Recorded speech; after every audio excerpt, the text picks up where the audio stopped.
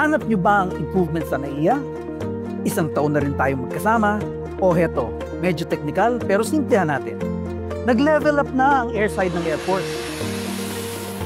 Sa Terminal 2, kahit limitado ang espasyo, nadagdagan ng aircraft parking stands. Ibig sabihin, mas marami ng eroplano ang nasa mga bay, bawas sa ground delay. Sa Terminal 3, kahit active ang runway, pwede nang dumaan ng malalaking Cody aircraft sa taxiway B. Resulta, bawas 20% sa traffic o pagpila ng mga eroplano, kaya mas maaga o on-time ang take-off at landing. Tinanggal din ang mga abandoned aircraft para naman magamit ang limitado ng espasyo. Bago na rin ang engine run-up procedures, mas mabilis. And soon, mas pabibilisin pa. Pero ang safety, laging first.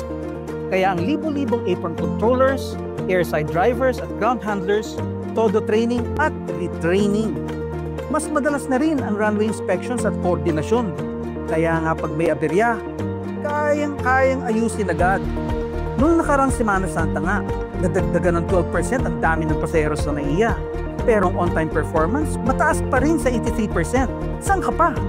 At pagdating naman ng gabi, mas maliwanag, mas malinis at mas maluwag na ang airside facilities. At eto, coming soon, high-tech na docking guidance system para sa mga eroplano at additional aircraft parking at CCTVs.